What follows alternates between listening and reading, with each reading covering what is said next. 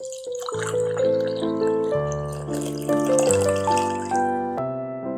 en welkom by hierdie week se koffiekuiers. Ek hoop dit gaan met jou goed en dat jy werklik 'n goeie week het hier in die winter.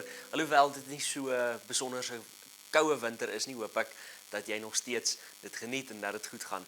Ons is nog steeds besig hier by die koffiekuiers in die boek van Handelinge. Ons gaan vandag kyk na hoofstuk 22 en 23. Dominee Hetty het laasweek ook gekyk na hoofstuk 22, so ons kyk net na die einde daarvan. Maar ons is nou besig om al hoe nader te staan aan die einde van Handelinge en ons kan sien hierso reeds soos vroeër in die boek, maar raak dinge soos wat die Engelse sê bietjie heated. En Paulus is nou in vol konfrontasie met beide die Romeinse ryk, wat hom nie mooi verstaan nie, maar ook juis met die Jode, met die skrifgeleerders, met die Sanhedrin. En ons gaan vandag bietjie daarna kyk. Maar voordat ons saam lees uit Handelinge 22, kom ons bid eers saam. Ja, Here Jesus, dankie vir die woord. Here, dankie vir die voorbeeld van die vroeë kerk, van 'n man soos Paulus, Here. Ek bid sal u woord vir ons oopbreek vandag, Here. Help ons om dit te verstaan ook in ons konteks. Help ons om hierdie woorde, Here, en hierdie lewens van die vroeë kerk, Here, help ons om dit toe te pas ook in ons eie lewens. In Jesus se naam bid ons dit. Amen. Ek gaan vir ons lees uit Handelinge 22. Ek lees van vers 22 af. Dominee Hetty het laasweek ook hierdie gedeeltetjie afgesluit hiermee, so ek begin vandag hiermee. Maar as ek lees uit vers 22 uit. Maar as dit wou die skare nie hoor nie en hulle het begin skreeu, weg met hom, so 'n man behoort nie te bly lewe nie. Nou net om jou geheue bietjie te verfris, in die vorige gedeelte wat ons laasweek nog gekyk het, Paulus, hy was besig om die mense toe te spreek en hy het op 'n manier ook sy getuienis met hulle gedeel en hulle het na hom geluister en met die woorde wat die mense kwaad gemaak het, is toe Paulus sê in vers 21, toe het die Here vir my gesê, jy moet hiervandaan weggaan, want ek wil jou ver wegstuur na die heidene toe. Nou ons weet, die Jode was 'n baie nasionalistiese groep mense gewees. Hulle het geglo, God was net vir Israel. So die feit dat Paulus sê, God het vir hom gesê om te gaan na die heidene toe, dis het gegaan teen al hulle gebroke verstaan van die wet en alles wat hulle gedink het is goed en reg. En met hierdie sê hulle vir hom, skreeu hulle en sê, hierdie man moet om die lewe gebring word het. So ek gaan aan, vers 23. Die skare het geskreeu, hulle klere uitgepluk en stof in die lug opgegooi. Dit is wat mense in daardie tyd gedoen het as hulle ongelukkig was. Die kommandant het toe beveel dat Paulus in die kaserne ingebring moet word en dat hy gegeesel moet word om vas te stel hoekom die skare hom so uitgejou het. Hulle het hom alreeds vir die geeseling vasgebind gehad, toe Paulus vir die kaptein wat daarby staan vra, mag julle 'n Romeinse burger geesel en boonop nog sonder verhoor? Toe die kaptein dit hoor, gaan hy na die kommandant toe en sê, wat gaan jy doen? Hierdie man is 'n Romeinse burger. Die kommandant gaan vra toe vir Paulus, sê vir my, is jy 'n Romeinse burger? Ja, antwoord Paulus. Toe sê die kommandant, ek het 'n groot som geld betaal om die burgerreg te verkry. En Paulus sê, maar ek het dit deur geboorte gekry. Die soldate wat vir Paulus moes geesel, het hom dadelik losgemaak en self die kommandant het bang geword toe hy besef dat Paulus 'n Romeinse burger is en dat hy hom laat boei het. Omdat die kommandant presies te wete wou kom wat die Jode teen Paulus het hy die volgende dag bevel gegee dat die priesterhoofde en die hele Joodse raad bymekaar moet kom. Hy het Paulus laat haal en voor hulle gebring. So kom ons staan eers bietjie so stil voordat ons verder gaan om te sien wat Paulus sê vir die hele Joodse raad. Ons sien hierso weer eens dat toe Paulus sê dat hy gestuur is na die heidene toe deur God self wat die mense kwaad geraak het. En daar breek op die manier, soos wat die Engelse sê, 'n riot uit. 'n Klomp mense, hulle verloor dit heeltemal. Hulle is kwaad, hulle swaai hulle klere in die lug rond, hulle skop stof op. En dit was hoe die mense van daardie tyd gewys het dat hulle is nou regtig kwaad. Nou ons moet onthou dat hierdie speel af in die Romeinse ryk en daar was die Romeine in beheer. En die Romeine was altyd baie bang gewees, reg deur hulle geskiedenis was hulle baie bang vir opstande gewees. En ons sien deur die geskiedenis van die Romeinse ryk was hulle nie baie genadig gewees teenoor opstande nie. Hulle het dit dadelik met geweld gestop. En wat hierdie persoon hierso doen wat die kommandant wat in beheer is van hierdie situasie, wat in bevel is oor Paulus, wat hom onder arrest het hierso, is, hy sê dadelik, maar Paulus is die een wat maak dat hierdie mense so optree, so ons gaan vir Paulus nou slaan met 'n sweep.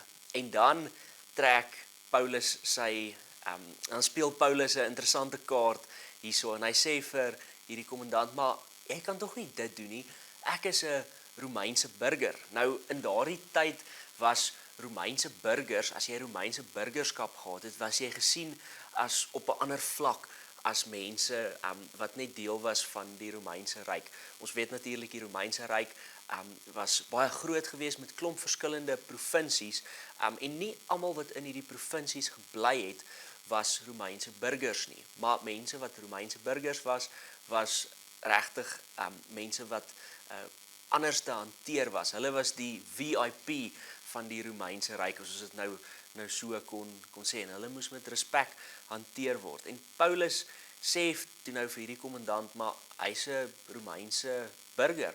Nou ons weet, 'n Romeinse burger jy kon nie hulle aanrand op so 'n manier soos wat met enige ander persoon in die Romeinse Ryk gedoen word nie. En Paulus herinner net vir hierdie kommandant, sê vir hom, hoorie, as jy hierdie doen, sê Paulus eintlik vir hom, dan kan dieselfde dalk met jou gedoen word, of dalk nog erger, jy kan dalk die doodstraf verkry. So die kommandant sê, okay, kom ons gaan dan na die Sanhedrin toe, na die Joodse Raad, om werklik te kan verstaan wat hierso gebeur. En ons sien ons iets interessant van Paulus en van sy menswees. Paulus was nie bang om te sterf vir Christendom nie. Hy was nie bang om te sterf vir God en vir sy geloof nie. Maar ons sien ook dat sy lewe nie vir hom goedkoop was nie. Hy was bereid om te beklei hiervoor. Hy was bereid om te beklei. Hoekom? Sodat die boodskap van die evangelie kon aangaan. Hy het geweet dat sy taak nog nie verby was nie, dat hy nog gaan moet getuig van wie God is. En daarom kom ons lees bietjie verder. Ons is nou by Handelinge hoofstuk 23 en ek gaan vir ons lees van vers 1 tot 11 af.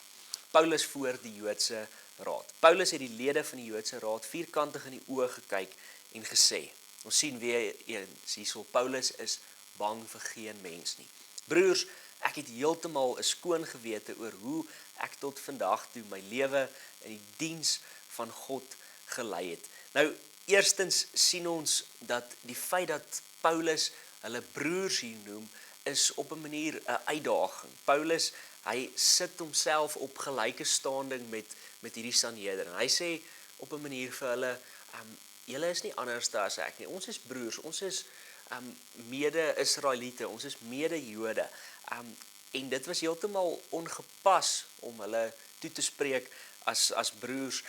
In daardie tyd, in die kultuur, moes hy hulle eerder toegespreek het as die leiers en die mense, die ouderlinge van Israel. Maar hy sê vir hulle broers, hy sê vir hulle, ons is saam gelyk onder God. Toe beveel die hoëpriester Ananias die mense wat by Paulus staan om op sy mond te slaan.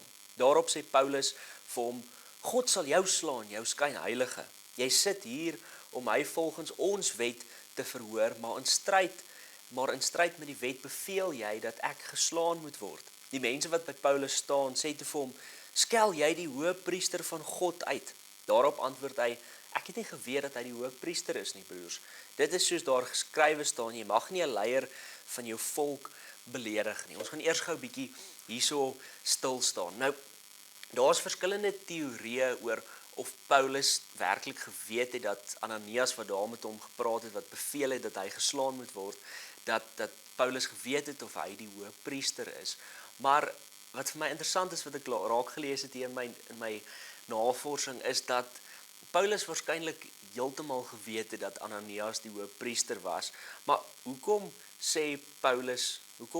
vat Paulus die hoëpriester so aan? Wel, twee goed wat ons hierso sien is, Paulus wys daarop dat die hoëpriester en met betrekking daartoe dat die hele Sanhedrin, die hele Joodse leierskap, dat hulle nie konsekwent was met hulle wette nie. Ons weet hierso dat in die wet was dit was teen die Joodse wet van daardie tyd om iemand te slaan. Letterlik is daar van die Jode wat gesê het, is iemand wat 'n Israeliet op in die gesig slaan, dit is so goed asof hulle die heerlikheid van God slaan. So dit was 'n ernstige saak om iemand te slaan in daardie kultuur. En Paulus sê, maar hoor julle is in teenstrekking met julle eie wet. Julle kan nie dit doen nie.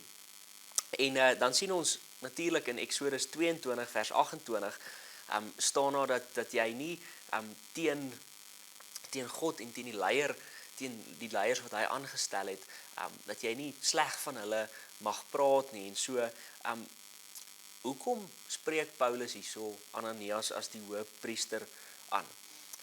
Dit was baie wyd bekend in daardie tyd dat Ananias nie 'n goeie hoëpriester was nie, dat hy 'n dief was, dat hy 'n vraat was en dat hy eintlik net hoëpriester was vir sy eie gewin. En Paulus is op 'n manier dink ek bietjie sarkasties hier wanneer hy sê, "Skus, ek het nie geweet hy is die hoëpriester nie." Nie omdat Paulus het goed geweet hy is die hoëpriester. Paulus sê eintlik hierdie man tree nie op soos wat die hoëpriester moet optree nie. Weereens sien ons Paulus se op 'n manier dalk bietjie sarkasme, maar ook hy was nie bang vir enige mens gewees nie. Hoekom? Want Paulus weet God is aan sy kant en hy is aan God se kant. Hy doen God se werk hier. En hierdie mense wat hom so aanvat, hulle is nie besig om die Here se werk te doen nie. Okay, so kom ons gaan bietjie verder. Vers 6 van hoofstuk 23. Paulus het geweet dat die raad deels uit Sadduseërs en deels uit Fariseërs bestaan. Hy roep toe in die raad uit: "Broers, ek is 'n Fariseër en kom uit 'n familie van Fariseërs. Dit is oor die verwagting dat die dooies weer sal opstaan, dat ek verhoor word." Toe hy dit sê, het daar rusie tussen die Fariseërs en die Sadduseërs ontstaan. En die vergadering het verdeeld geraak. Die Sadduseërs ontken dat daar 'n opstanding uit die dood is en dat daar engele en geeste bestaan, maar die Fariseërs aanvaar wel albei hierdie dinge. 'n Ewige woordewisseling het toe ontstaan. 'n Paar skrifgeleerders van die party van die Fariseërs het opgespring, heftig beswaar gemaak en gesê: "Ons het niks teen hierdie man nie. Miskien het daar 'n gees of 'n engel met hom gepraat." Die rusie het so ewig geword dat die kommandant bang was dat hulle Paulus uitmekaar sou skeer. Daarom het die kommandant sy soldate beveel om hom tussen hulle te gaan uithaal en terug te bring na die kaserne toe. Daardie nag het die Here by Paulus gestaan en vir hom gesê: "Hou moed, hier in Jerusalem het jy vir my getuig. So moet jy dit in Rome ook nog doen." Ons gaan vir vandag net so ver. Hierso sien ons weer eens dat Paulus, omdat hy opgelei is as 'n Fariseer, omdat hy uit 'n familie van Fariseërs kom, hy was werklik 'n skrifgeleerde wat sy skrif en sy mense baie goed geken het. En weer eens, ek dink Paulus, hy was nie lus om rond te speel met hierdie mense nie. Hy het presies geweet wat om te sê om hulle kwaad te maak en daarom sê hy hierso dat hy hier vervolg en verhoor word omdat hy verkondig dat dooies weer sal opstaan. En die Sadduseërs sien ons hierso het nie daarin geglo nie. Die Fariseërs het sterk daarin geglo dat die dooies weer sal opstaan. So dadelik skep Paulus hierdie konflik tussen hierdie twee groepe mense. En hoekom doen ons dit? Dit was nie net omdat Paulus lus was vir 'n bekleierery nie. Hy doen dit want hy weet op 'n manier dat hy nog gaan moet aangaan en soos wat die Here hom dan ook bemoedig, jy gaan nog tot in Rome gaan om van my te getuig. So Paulus maak dat hier konflik is, hoekom? Dat hy na die keiser toe kan gaan, dat hy na Rome toe kan gaan, dat hy selfs op hierdie groot verhoog kan getuig van wie God is, van wie Jesus is en wat hy gedoen het. Wat vir my mooi is, en ek sluit af hiermee, is die feit dat na hierdie groot bekleierery, ek seker Paulus het dalk op stadium in hierdie bekleierery gedink, hoorie, ek gaan nie lewendig hier uitstap nie, hierdie Jode gaan my nou uitmekaar uitskeer, soos wat die woord van die Here ook hierso sê. Maar in dit, daardie nag, kom die Here self na Paulus toe en sê vir hom: "Hou moed, hier in Jerusalem het jy vir my getuig, so moet jy dit ook nog in Rome doen." En dit is waar ons sien hoekom Paulus so vreesloos kan wees. En dis ook ek dink 'n uitdaging vir ons. Ons leef in ander tye as Paulus, maar ons word ook geroep om vreesloos te wees, om te getuig met ons woorde, met ons lewe, hoe ons optree, dat die Here ons roep om werklik vreesloos te wees, om op te staan vir dit wat reg is, om op te staan vir sy woord. En die mooi hiervan is dat ons sien dat wanneer ons besig is met die Here se werk, soos wat Paulus was, dan kom die Here, hy versterk ons, hy bemoedig ons en hy sê daarom ontmoet hy vir Paulus en hy ontmoet ook elkeen van ons daar waar ons is. In ons vrees en ons swakheid, met al die uitdagings wat op ons pad kom, ontmoet die Here ons. En mag ons vandag ook werklik daarmee bemoedig word. Dat ons mag hoor, maar die Here ontmoet ons daar waar ons is. Selfs al is dit in 'n tronk. Kom ons lê hier en bid ons saam. Here Jesus, dankie vir die liefde, vir die genade. Here, dankie vir Paulus se moed. Here, ek bid gee ons ook dieselfde moed om op te staan vir dit wat reg is. Here, dankie dat U ons kom ontmoet daar waar ons is. Ons bid dit in Jesus se naam. Amen. Ek hoop jy het 'n fantastiese week. Ons sien jou weer volgende week as ons aangaan in Handelinge. Goed gaan.